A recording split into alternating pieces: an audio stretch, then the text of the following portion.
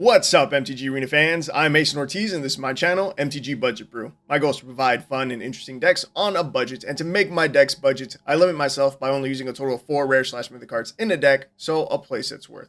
Today, I've got a very special deck to share with you guys. It is one that made it to the top 32 of Magic's 28th World Championship.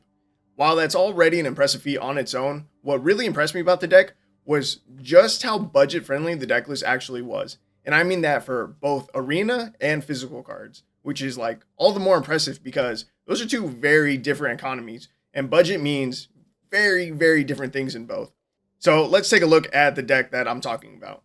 All right, so the deck that we're taking a look at today is one that was brought to the World Championship by Jean-Emmanuel Depraz, a French player, if I'm not mistaken. He brought a mono blue tempo deck built around the card Haughty Djinn, which, you know, if you were a standard player, you know this card very well. When it first came out, it was a monster. It was a powerhouse on the standard ladder. This was the only mono blue that made it to the top 32, but he did it. And again, what's really impressive to me about this deck is just how budget friendly it is. Now, I mean that in two different ways. Again, for arena players, it doesn't use a lot of rares. Taking a look at the main deck, you have 4 copies of Haughty Djinn and 1 Otawara Soaring City. Those are the only 5 rares in the main deck. So not until you take a look at the sideboard that you start to see a significant increase in rares. Another Otawara, 2 Reckoner Bankbusters, 2 Pithing Needles, 3 Suspicious Stowaways, and 3 Invoke the Winds. So a decent amount more. But again, it's not just budget for arena. Overall, this deck does not cost a lot to make. And I will show that. On TCG Player, I copied the deck list and pasted it in here in the mass entry. And this is the low-end price that you can get this deck for, $85. If you take a closer look, you'll notice that 21 of that is just from shipping. The overall value of the deck, this is including sideboard and all, is only $63. And if that doesn't sound cheap enough to you, if that doesn't sound budget enough for you, let me remind you of 2 things. One, this made it to the World Championship, top 32. And secondly, to put this in perspective, we take a look at the deck that the player who came in first, Nathan Stewart, the 28th World Championship, we take a look at the deck that he used. He brought a Grixis mid-range deck featuring Shieldred, Bloodtithe Harvester, Corpse Appraiser, Liliana, Invoke Despair, Reckoner Bankbuster, Fabled Mirror Breaker. Bunch of really powerful cards, right? I have his deck list here too. Also on TCG Player, on the low end, his deck would cost you $439 to order. $439. That is like 5 times the amount that Jean's deck costs. Like, it is, it's a ridiculous amount more. Now watch, we're going to do some quick maths, comparing just the item totals. Because again, the shipping was a significant chunk of Jean's deck. If we take the item total, 421, and divide that by 63, Nathan's deck costs 6.7 times as much money as Jean's deck. That is nuts. That is a huge, huge difference. That is wild. And again, Jean did very well. He made it to the top 20. Like, that's very impressive. It's very good. Alright guys, so as you can imagine, today we're going to be playing Mono Blue Tempo ourselves with a deck list inspired by Jean's. In fact, our deck list is almost identical. The only difference between our deck list and his is that I cut a single copy of Otawara and replace it with an island, so that way we can keep all 4 copies of Haughty Djinn in our deck, because we can only have 4 rares, and I figured it's probably more important to keep all 4 copies of Haughty Djinn than to cut one of those and keep a single copy of Otawara. Now, before we hop into some matches, I do want to share really quickly what led me to this idea in the first place. The thing that led me to checking out the championship deck list in the first place was the announcement of this card, Fairy Mastermind. It is 1 in a blue for a 2/1 Fairy Rogue with Flash and Flying that says, whenever an opponent draws their second card each turn, you draw a card. You can pay 3 in a blue, each player draws a card. It's cool, it's a solid card, alright, whatever. It hasn't been released yet, it's coming out in March of the Machine. The part that led me to the World Championship deck list is the flavor text. It says, Yuta Takahashi, World Champion 27. And if you take a closer look at the artwork here, you'll notice that the face details are a little more human and or lifelike, I guess. And that's because this card was designed after Yuta Takahashi, which I just think is really cool. And, you know, something that Magic has done in the past, which is really cool. You know, using someone's likeness from the Magic community and putting it on a card. And yeah, that's just something really cool that I wanted to share with you guys. And again, explain how that led me to today's deck list. Because I was watching Covert Go Blue's second channel, Covert Go 2, and he talked about the card Fairy Mastermind. And yeah, again, I started looking into it myself, and then I checked out the World Championship deck list, and well, here we are. So yeah, we're gonna hop into some matches and see if I can do Jean's deck a little bit of justice. All right, guys, here we are in the first match, and fair warning, I am not much of a blue player, like at all. I'm honestly not that big a fan of blue. I think, you know, each player in Magic, they get their own turn, and they should be playing cards during their turn. But that's not how blue players play. They like to play during their opponent's turn, and that's not something that I have a lot of experience with. So, like, again, here, I don't even know if I want to throw away the Tolarian Terror or keep it, but I guess I'm going to keep it. Yeah, the most... Throw my headphones down. Yeah, the most experience I have with blue decks, honestly, is probably from watching Covert Go Blue play. So, like, here, let's see, Impulse is an instant. So, like, here, I'm trying to imagine what he would do, right? Here, he would probably pass and hold up the Essence Scatter. So we can counter that. Because Jolt Thief, I would assume, is a big enough threat to warrant countering. And let's see, next turn, we probably hold up Make Disappear / the Impulse and Considers. We don't play Haughty Djinn yet because we want to have mana for a counterspell to protect it, which we don't really have. So let's see, yeah. So I'm doing my best. I really am. I'm going to try. Let's see, we're up to 2 toxic counters. Opponent's going to their end step. So I'm going to Impulse here.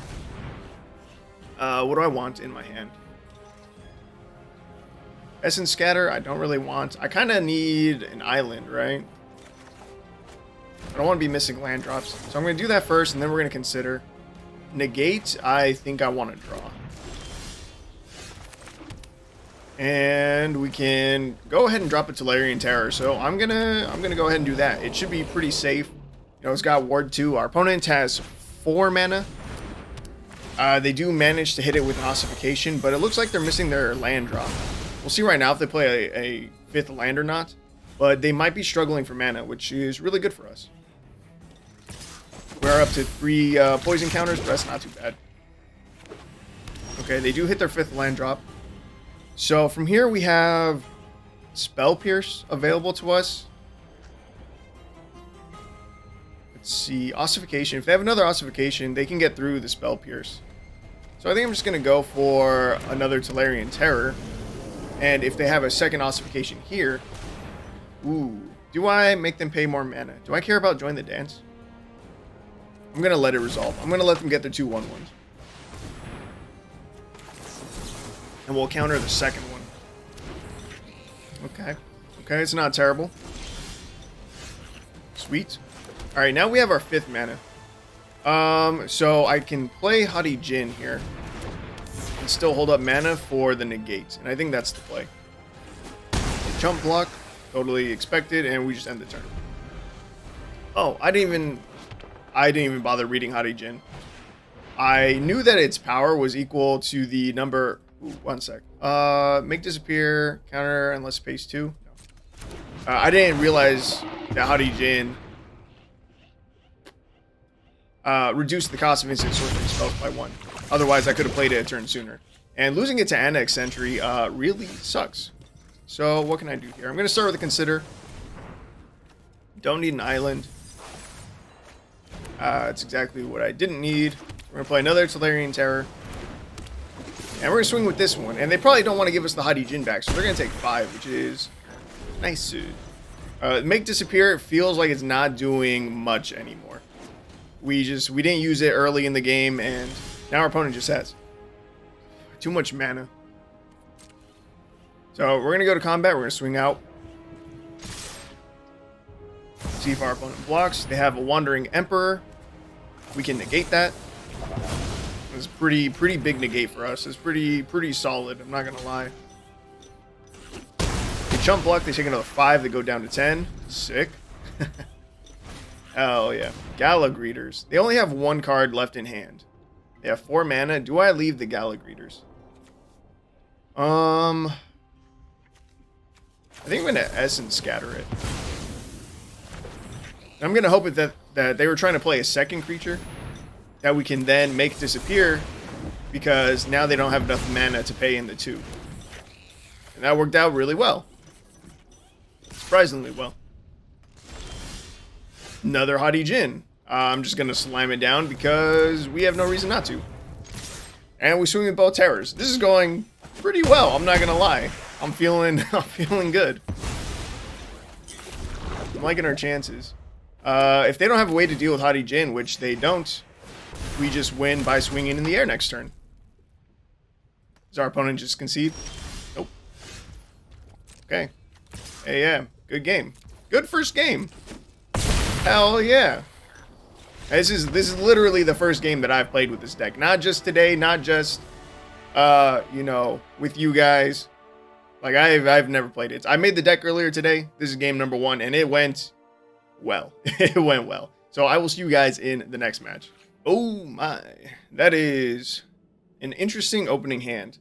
I wish I was more familiar with this deck, because I don't know if I want to mulligan this or not. Like, Impulse lets you look at the top 4, right? Like, that's pretty decent. I think I'm going to mulligan. I kind of want a creature in hand. That's a creature. Alright, so you see, I already feel better about this. We'll ditch an island. And I say go. I always consider on turn 1 with the decks that I play. So I really gotta, like instruct myself to play this deck properly. Because, like, again, so here I would normally Impulse, because I'm like, I don't have a counterspell. I feel like I'm just wasting everyone's time. But I'm supposed to bluff that I might have a counterspell, right? And so I wait until their end step to use this Impulse. Alright, we Impulse. Still need to hit my land drop for next turn. So I'm going to take the island. Draw into a Fading Hope. It's not bad. I think we Thirst for Discovery here. Well, not here. During our opponent's turn. Yeah. Okay. And we're playing against a mono white life gain deck running Beloved Princess, which is pretty interesting. It's not a card that I see get used a lot. Oh, wait. No, they wouldn't be mono white, would they? Oh, yeah. I was thinking of a different card. Yeah, so they're still mono white. So we're going to Thirst for Discovery at our opponent's end step. Do we discard the island? If I don't, what am I discarding?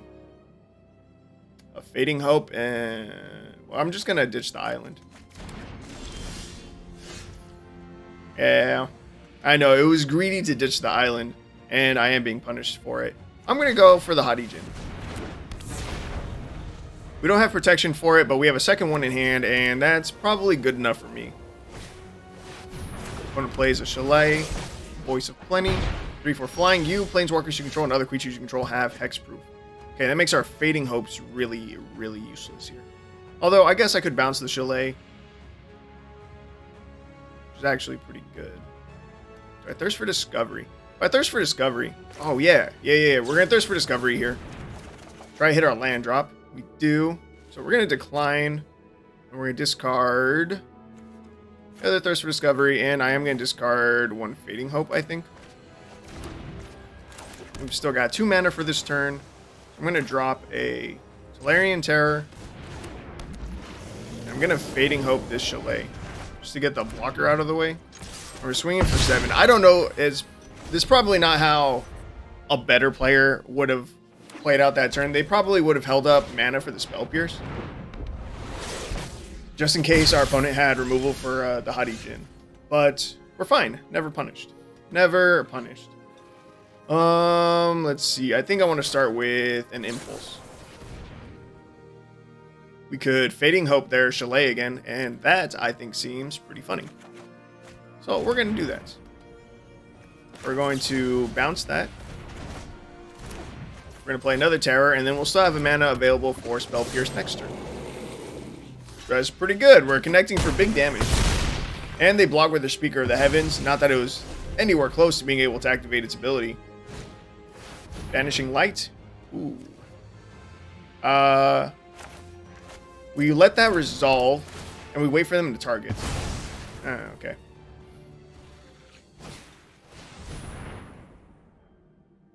Yeah, that was a mistake. Oh, wait. Oh my god, I'm not even paying attention. I just let that all that glitters connect for no reason. I literally could have spell pierced it. Bro, what did... Oh my god. I was playing too fast. And or not paying attention. I was still thinking about that Banishing Light. I'm terrible. I'm a horrible blue player. Alright, we're gonna spell pierce this one.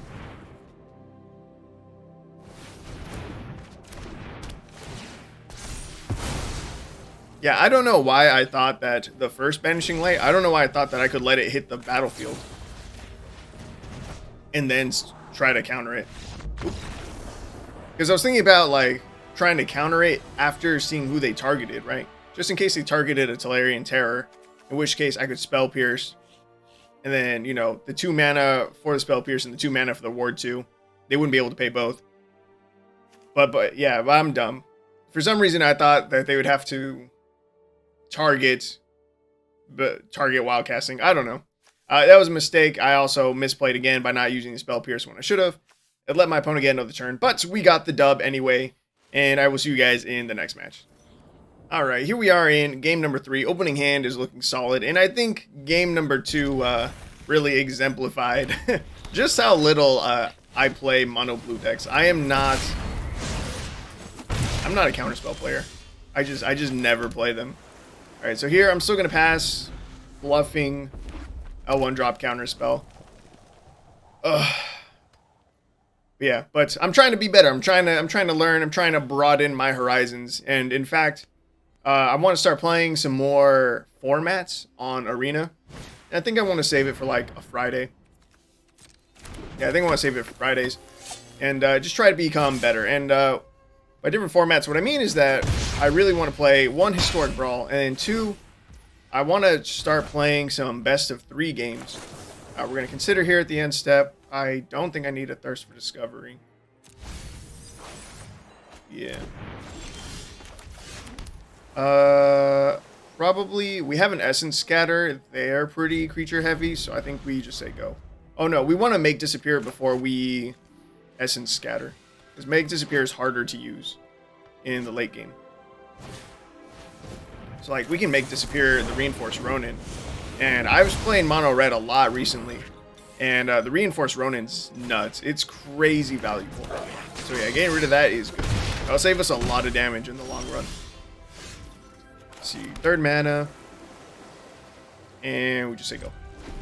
So yeah, I want to play some Historic Brawl. I want to start playing some best of 3s. Just to try and make myself a better player overall. You know, playing Historic Brawl, the deck building process is just super different. And then best of 3 will force me to use... Oh wait, could I have negated that? Or Essence Scattered? I could have. Yeah, best of 3 should just make me a better player overall. And I do plan on playing a lot of best of 3. I say a lot. I plan on playing some best of 3 in the future. On the channel. Trying to use... Fuck. I can't play this deck while also talking. It's a struggle. I want to play best of 3 because I want to challenge other people to play against me on the channel using budget decks.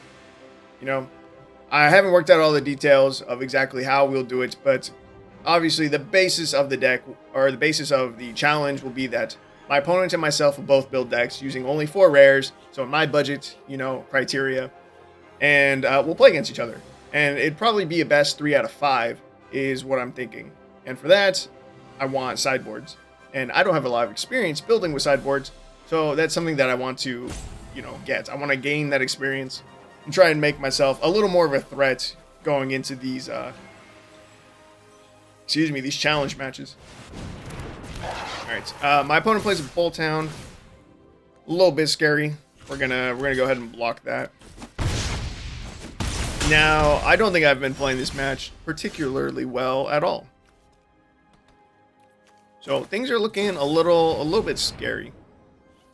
Another Tolarian Terror. How much would you cost right now?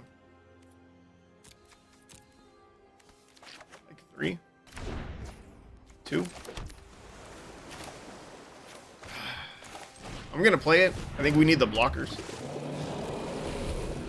And we don't have mana for the Essence Scatter, which feels bad. There's their 4th land. That scares me. They had missed a couple land drops. So I'm hoping they don't have something big and scary to play right now. Battlecry Goblin is really strong and might be enough for lethal. Because they can use its ability, give everything +1/+0, including itself. And we go down to 2. Down to 2. We go down to 1 because I forgot that they get another goblin. Not that there's anything I could have done about this. Besides, play better in the early game. We just die. That sucks. Alright, I will see you guys in the next match. Alright, here we are in game number 4. Opening hand, I think looks really, really good. But we'll see. See if I can use it effectively. Yeah, again, I am not very experienced with blue. I do want to say that I am very impressed that I managed to find a... Ooh, we can spell pierce that. Is that worth it? I'm searching for a basic land card. Do I even care? Like, probably not, right? I'm very impressed to have found a deck list this budget in the World Championship decks. I really didn't expect to find one. And, again, I'm already pretty impressed with it. Again, I'm not piloting it, like, to the highest level. But... yeah, but honestly, I'm liking it so far. You know, the first 2 games, you know, catching dubs with both of those probably helps me like the deck a little bit more. So we're going to impulse here, our opponent's end step. Ooh, a Haughty Djinn. Don't mind if I do. And we still say go. Next turn, I'll play the Haughty Djinn, because then we can hold up a Spell Pierce. Oh. Ooh, Valakut Awakening. Our opponent's digging for something. Ooh, that's rough. Our opponent's playing with like 90-something cards in their deck for no reason. Absolutely no reason at all. I've said it before, it's a huge pet peeve of mine when people run more than 60 cards. And I say it for a couple of reasons. One, if you can't make your deck work with 60 cards, you're building it wrong. And 2, let's see, can I Essence Scatter that? Can. And 2, the pro players stick to 60 cards for a reason. It is more consistent. And taking a look, I was just looking at the top 32 decks for the World Championship, and guess what? They were all 60 card decks. So like, it's not just me saying it. There's proof. The best players they stick to 60, and it's for good reason. It's just the best. So again, it's running more than 60 cards, with the only exception that I can think of off the top of my head being a Yorion deck. Fix your deck. The biggest recommendation I can do, like, I know it's hard to cut cards sometimes. The best thing that I think you can do is to scrap your deck. I know it sounds like rough, but that's what I do a lot myself. Alright, good game, opponent. That one went really well. But yeah, like, if I'm struggling with a deck list, like, I've just got too many ideas going on with the deck all at once, I scrap it. I delete it, I make a brand new deck list, and I start with, the main core of the deck, whatever idea it is I'm building around. I start with those cards, and then I start adding a little bit at a time again. And then, I take a look at the deck list, see how it's looking, see what didn't end up making it into, the initial 60 cards, and then I go from there. But that's another dub, and I will see you guys in the next match. All right, here we are in game number 5. I don't like that we don't have a creature. I think I want a mulligan. That's not feeling much better at all. It's feeling a lot worse, if I'm being honest. I'm gonna mulligan down to 5. I really think that I need a creature. Okay, it's not happening. We're gonna go like this. Say go. All right, this might be a rough one. Consider terror. I think I have to ditch the terror, right? Like, it's not doing anything for me right now.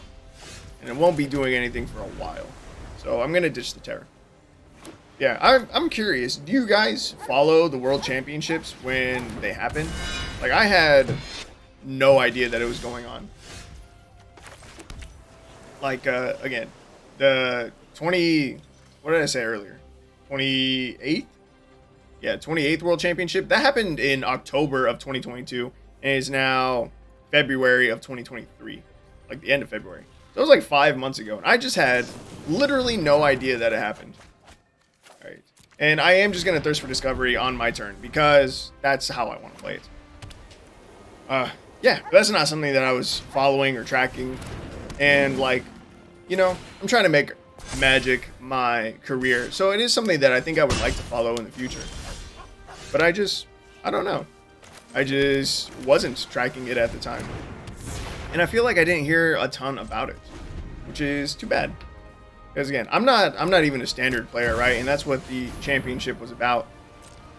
But I don't know. I think it'd be cool to follow it. And so yeah, I was just curious if any of you guys happen to follow it yourselves. This is a very rough spot. I can just eat this damage. Oh, I guess I could have blocked the Daxos. This is looking real rough out here. I don't think I can beat that Johnny's Pride Mate. I think it's too late.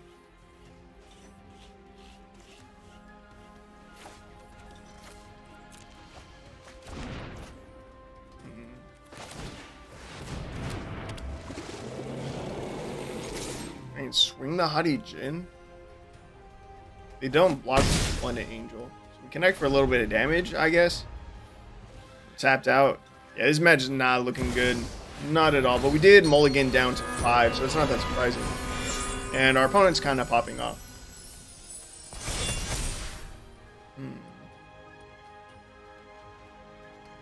Yeah. But yeah, if you guys happen to follow the World Championship, you should let me know down in the comments, and let me know who your favorite player is. You know, I'm going to be honest with you. I don't know a lot of the pro players. The only one who comes to mind is, I'm already blanking on the name right now. Give me 1 second. 1 second. Damn, I was literally just watching him on YouTube.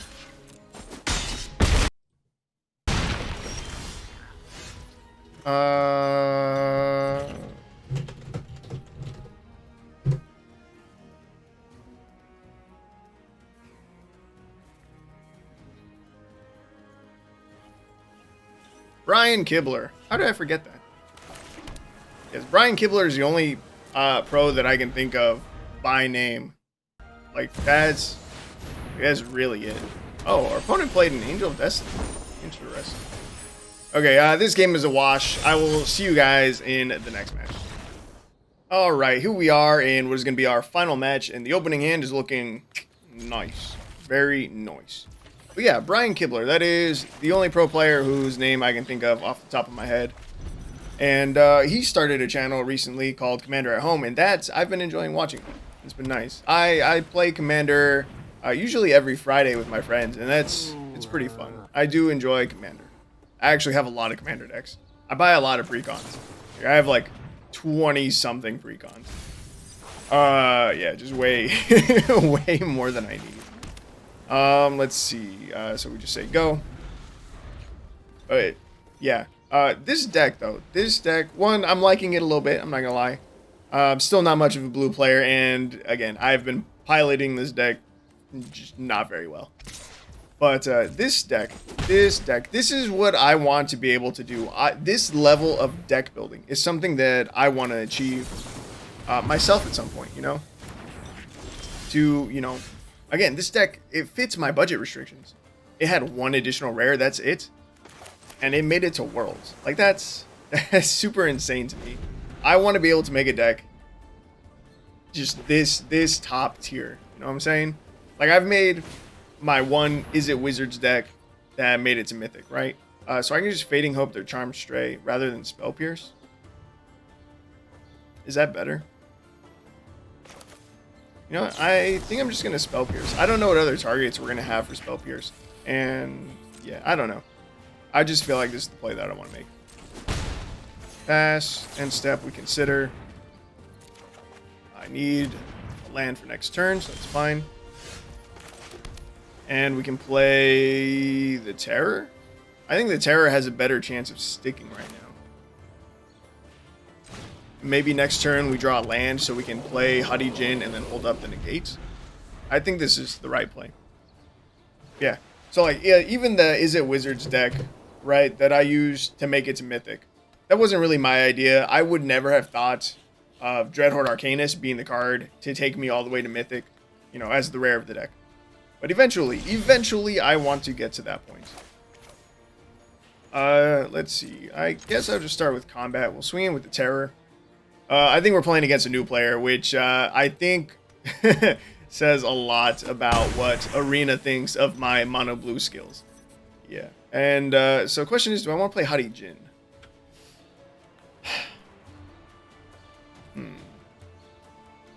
We could always Fading Hope it back to our hand.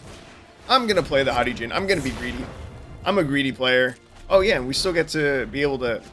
I keep forgetting about the cost reduction on it. We still have mana up for the Negates and an Impulse. This is... Haughty Djinn's so good. That's a really good card. Okay, so we're going to Impulse here. What do I want into my hand? Another Haughty Djinn? Sure. I'm going to go with Haughty Djinn just because it has flying. And we're swinging. Again, I think it says a lot about my MMR right now, which I'm pretty sure is a thing on Arena. Like, it has to be, right? Actually, I know it is a thing. I remember reading about it, and that there was a way that you could calculate your MMR that we no longer have access to. Because it involved the capture log, and I want to say that we don't have access to that information anymore. You used to be able to use the capture log to find friends' names and be able to send friend requests to people. Or like your opponent's full name. Like my opponent's name is Nornstein or Stein, right? But like the full name with like the, you know, number, however many numbers, the full name for your opponent. You used to be able to find that in the capture log, and then you'd be able to send a person a friend request. But I know that is no longer the case. So I don't know if we can still check MMR or not. It's not something I ever bothered to check or even really cared about. But I don't remember what I was talking about. I don't know why I brought up MMR. Oh, again, our opponent, they're a new player. I feel bad that we're taking, you know, again, this World Championship deck and playing it against them. Yeah. All right, but that's going to wrap it up. So let's hop into final thoughts. All right, final thoughts for the deck. It's good. You know, I don't have to be the one to tell you that. It speaks for itself. You know, the rank that I got someone all the way to top 20 of Worlds. So that's pretty nuts. And again, it was already a powerhouse in Standard. A lot of people played this when it first came out. And, you know, we're like a set later than that. Just because I'm not a blue player and I'm not a Standard player. And, yeah. So if you like blue decks, if you like counter spells, if you like winning games, give this deck a try. It's definitely worth your wild cards. And it's incredibly powerful. So, yeah, I think that's going to wrap it up. And I hope to see you guys in my next video.